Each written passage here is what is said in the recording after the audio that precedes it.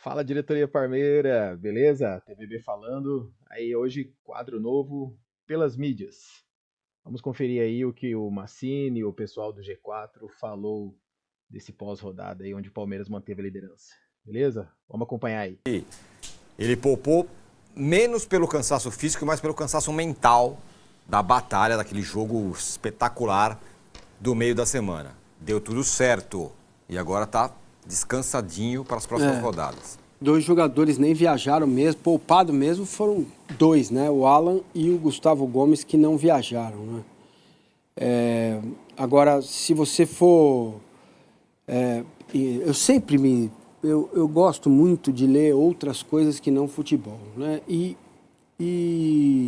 no tênis, já falei isso aqui, se você pegar para ler aí os livros, o livro do Nadal, do Agassi, de outros tenistas de alto rendimento, você vai perceber que o que aconteceu quinta-feira tem uma descarga de adrenalina tal que o torcedor do Palmeiras não dormiu direito de quinta para sexta. Então ele foi se recuperar aí de sexta para sábado. Teve gente que emendou, viu? Então, pois é, fora os baladeiros. Sábado à noite estava ainda... Isso, estava ainda virado, né?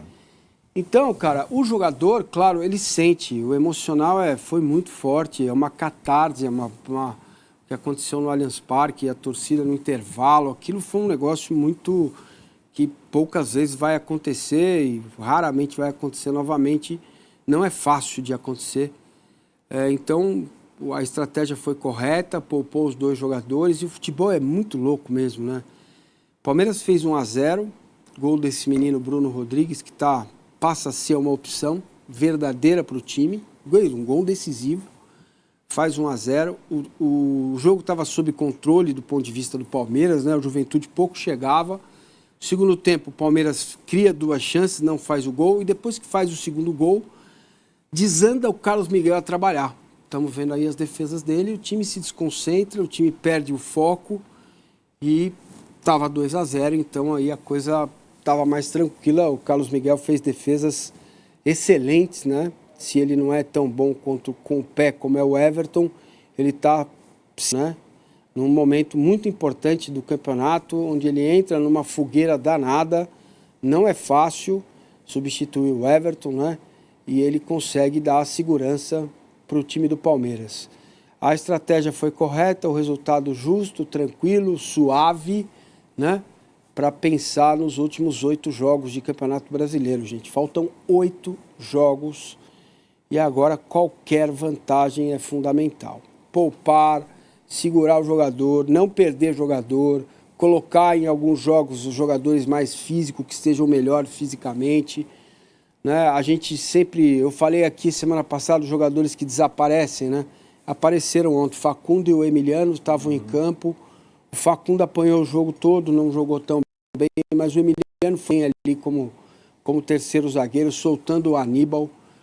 O Palmeiras fez um bom jogo e mereceu construir, mereceu o resultado, mereceu a vitória, que tinha um aspecto da vitória do Flamengo no sábado, né? O Flamengo já havia feito os 3 pontos, então você entra em campo com a maioria dos seus jogadores fora, né? A dupla Flaque Rock, por exemplo, estava fora, jogadores que jogaram muitos minutos contra a LDU e que descansaram neste jogo. É assim que tem que fazer, tem que gerir elenco mesmo, né? É óbvio que quando você troca 7, 8, o time se descaracteriza. O comecinho do primeiro tempo foi difícil, não estava encaixando a marcação, depois a coisa começou a fluir, andar, e andou bem. A vitória do Palmeiras foi muito justa.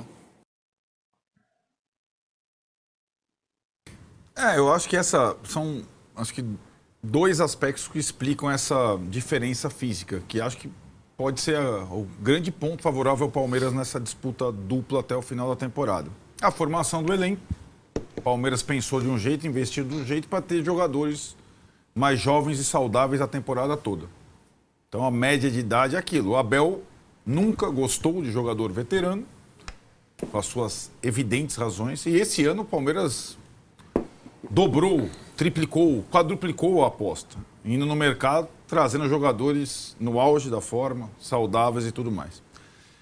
E a segunda é a experiência e o lastro de 5 anos de time que permitem ao Abel várias vezes, isso já foi assim na primeira temporada, imagine agora, em algumas partidas arriscar um time quase inteiro reserva, o que o Felipe não está tendo coragem, né? Ou experiência, ou desprendimento. Então o Felipe tem um elenco mais velho, que está se machucando mais, naturalmente, e não teve até agora essa partida fora de casa, a do Felipe era contra o Fortaleza. Isso. Boa comparação. Era contra o Fortaleza, é aquela partida. Para poupar e arriscar todo mundo, inclusive o goleiro. Mas não. O que aconteceu com o Jorginho? Machucou. Né? Muscular. Onde ele jogou, o Jorginho? Entre os jogos do Fortaleza. Não tem nem o que falar, né? Acho que não tem... Isso passou um pouco, né? Porque ainda teve a eliminatória da Libertadores, mas eu fiquei com isso na cabeça. Ele saiu lá no jogo da Libertadores porque já estava sentindo, né? No finalzinho. Se vai para os pênaltis, ele não podia bater pênalti, porque ele é o principal batedor. E isso já tinha acontecido com o Danilo, com o Alexandre, que são jogadores mais ou menos da faixa etária do Danilo, do Jorginho. Aconteceu com o Saul. Todos os jogadores dessa faixa etária, né? E agora eu acho que a tabela, para mim, ainda continua sendo um pouco mais enroscada para o Palmeiras, mas o Palmeiras tem a vantagem de um ponto e tem a questão da saúde a seu favor. O Palmeiras já viajou, já conquistou 3 pontos, poupou o jogador, é que o Vessone está projetando essa semana, porque é uma duplinha agora e depois eles vão jogar na FIFA. Não tem mais semana de folga para Palmeiras e Flamengo.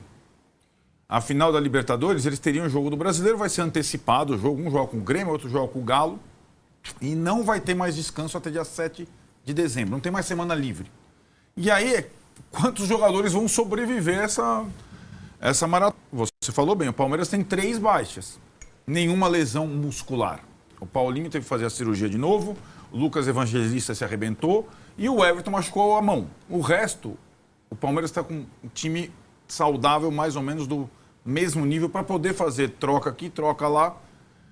É claro que a rodada da data FIFA coloca outros elementos aí. Quem vai ser convocado, para quem, quando, onde e tal.